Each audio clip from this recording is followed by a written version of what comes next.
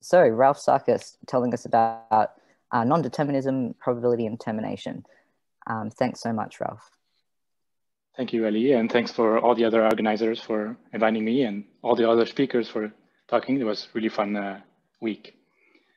So last year during an internship with Matteo Millo and Valeria Vinudelli, I studied programs which involve non-determinism, probability, and termination. And I'm going to present a paper that resulted from our research. So we don't need the overview today. So what are these kind of programs? I have simple models of these types of programs with transition systems. So here are states, the circles are states, and the arrows are transitions. And we have two types of transitions. We have the non-deterministic one, which are drawn with plain arrows. And this means that X can choose to go either to Y and to this point. And non-determinism means we don't know what's the choice going to be like. We don't know how it's going to be chosen. So we just want to model basically every choice possible. And we have the dashed arrows, which represent probabilistic transitions. And here, basically at this point, you choose between Y and Z. Half of the time you take Y and half of the time you take Z. And here you take Y 5/8 of the time and Z 3/8 of the time. And we also have termination because this state here, Y, doesn't have any transition out of it. So it's basically a terminating state. And we want to model this, all the combination of these kind of processes and how they interact. We don't have a semantics yet of what it means exactly to take this transition and everything, but already you can expect what kinds of questions we can ask. So for example, with these two systems, you can ask, are they equivalent? Because you want to say, are the observed behavior when you run these transition systems, is the observed behavior the same? And because we have different probabilities here, you may want to say, or you may guess that the answer should be no, because the transitions probability are different. So X has a different probability to go to Y in this system and a different probability to go to Y in this system. But they are really close to each other. They have the same structure, only this number is different. So maybe you want to answer a finer question, which is, are they close to each other? So maybe they're not exactly the same every time, but maybe for high probability, they have the same behavior. And we would like to answer these kinds of questions too by saying that they are close to each other or far away from each other.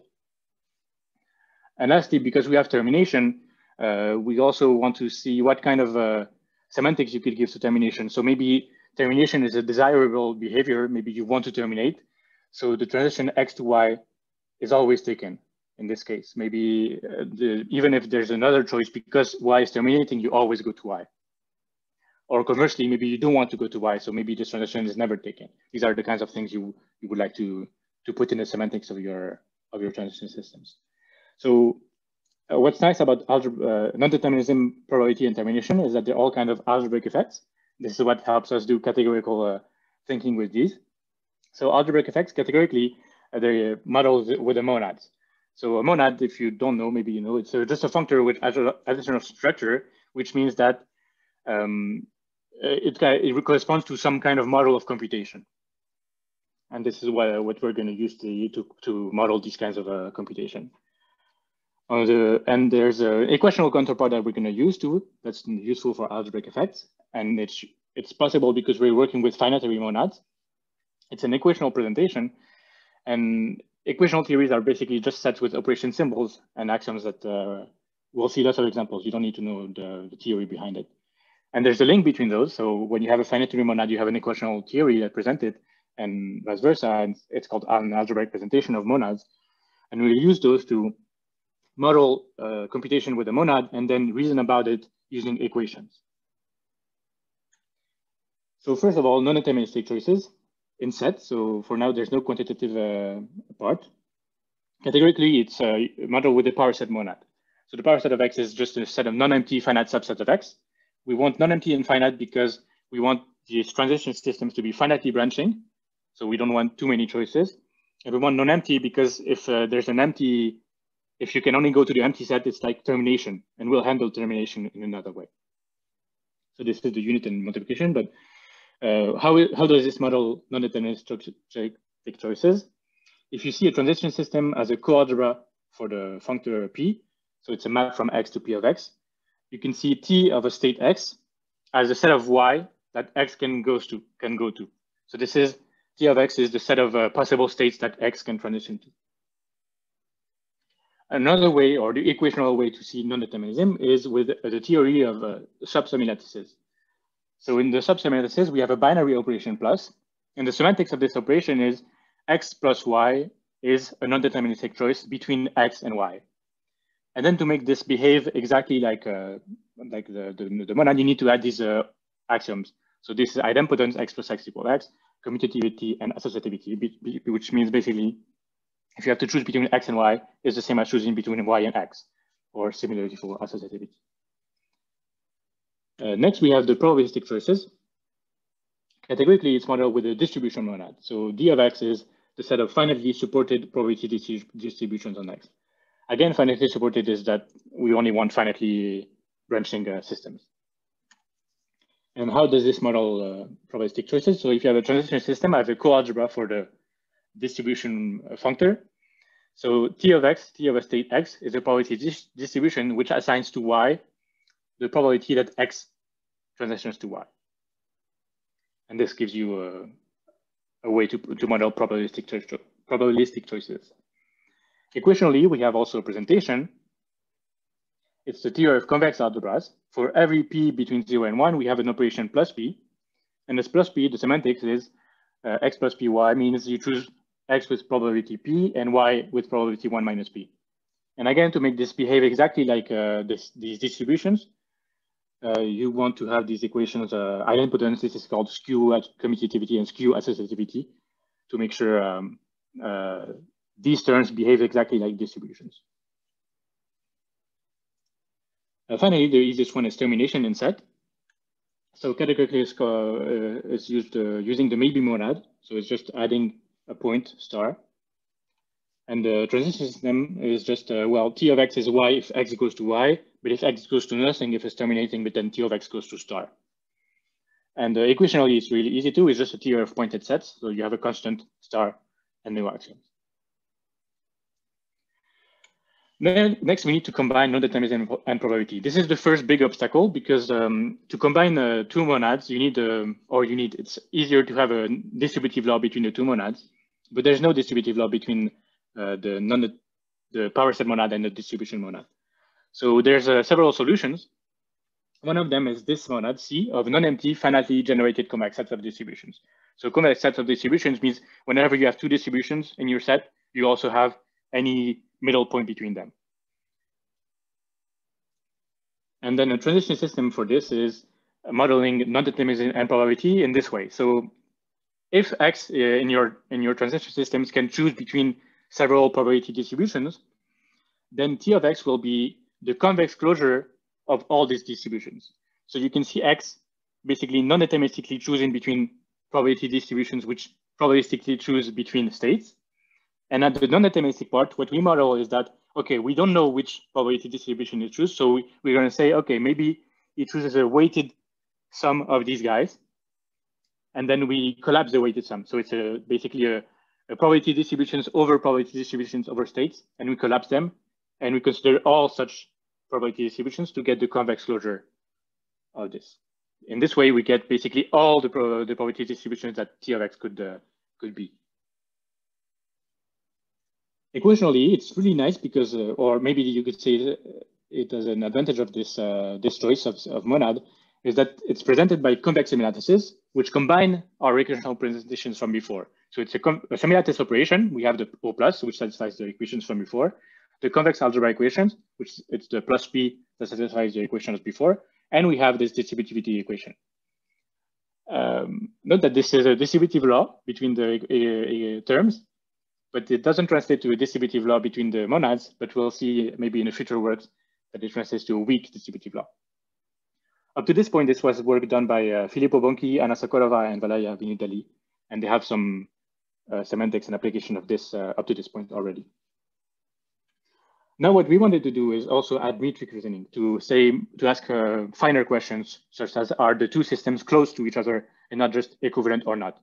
The equational theories are not useful for this because you only have equal or not equal. Here we will have a bit more fun. So categorically, we just switch from the category of set, to the category of one-bounded metric spaces. So just metric spaces where the distances are at most 1.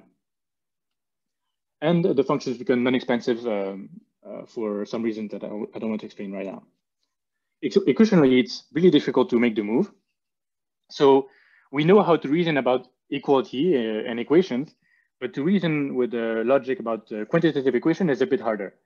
So equations become quantitative. We have this equals epsilon.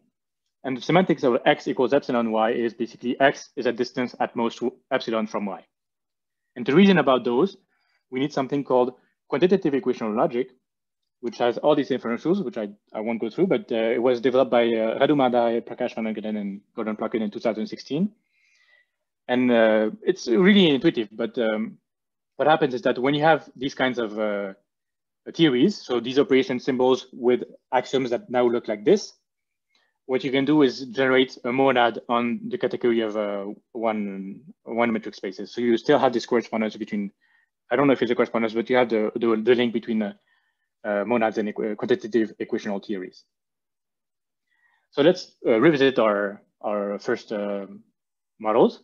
So non-deterministic choices, and now in one met.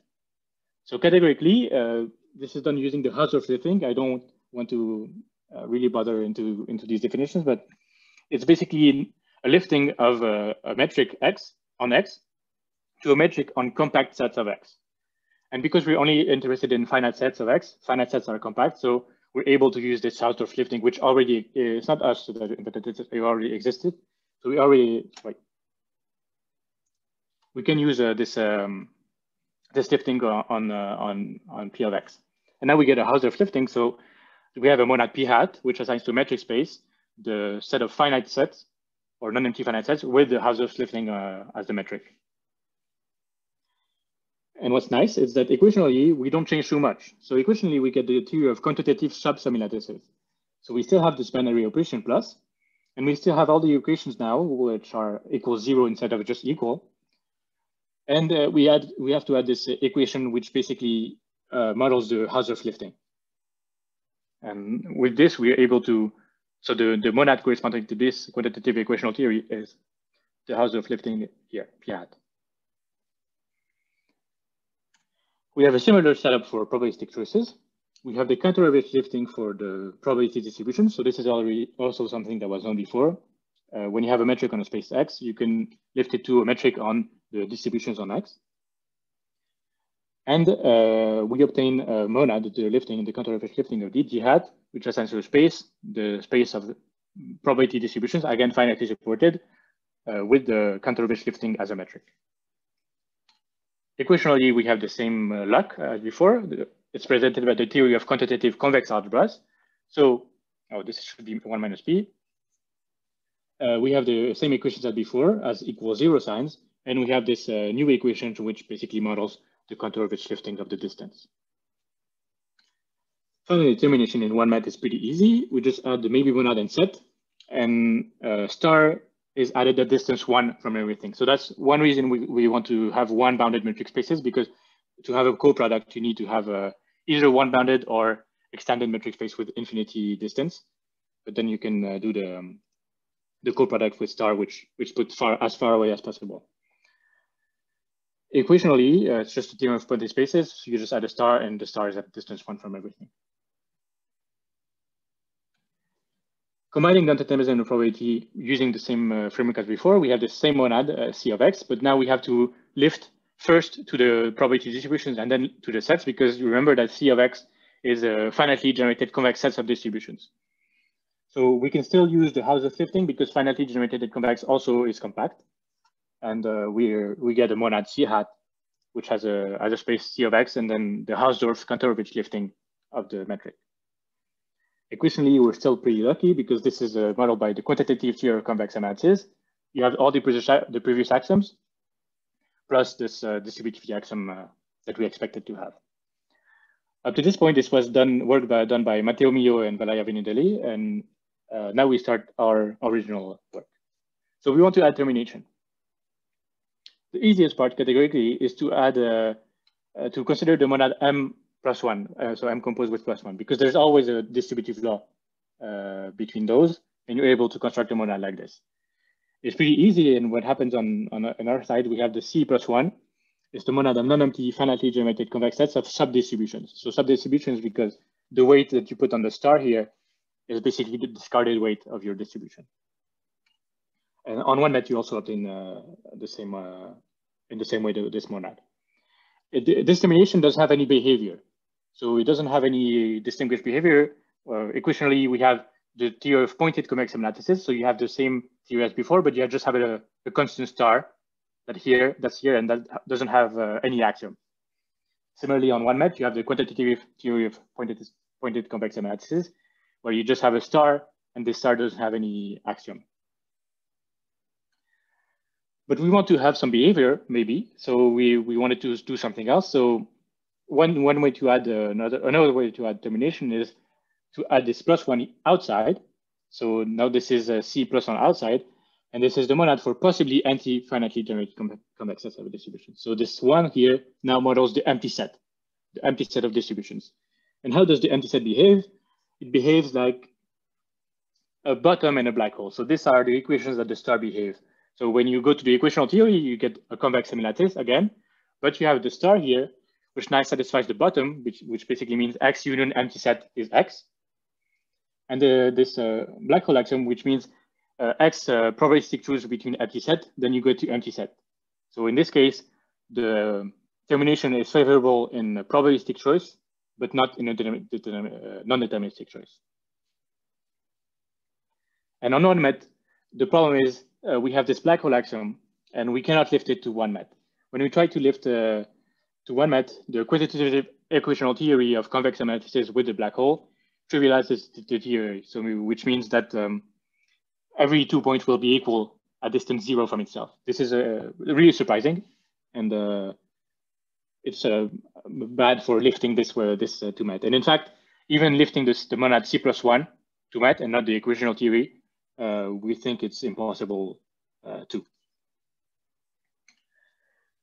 Finally, we had termination in another way, and we have this problem with the black hole axiom, so we want to remove it, basically. Maybe we just want to the bottom axiom, which was also a monad that was considered before, but well, we know the equational theory, sorry, not the monad. And we found the monad that corresponds to it. And on set, we call it C down arrow. It's not really important to, the behavior of the termination is bottom. So we don't really need to go into details of the technicalities of how this monad is defined and how is it a monad. But anyway, I had some slides for it. And what happens in one met is good. We can still live to one met. So the black hole equation was a problem, but the bottom equation is not. So we get this monad C down arrow with the conservation house of lifting, which now corresponds to quantitative convex semilattices with a bottom. So this is the summary of our results. So just remember that bottom and black hole don't go well with the one net. We have a bit of application, but I don't have time. I don't want to go in there. And let's go future works. Okay.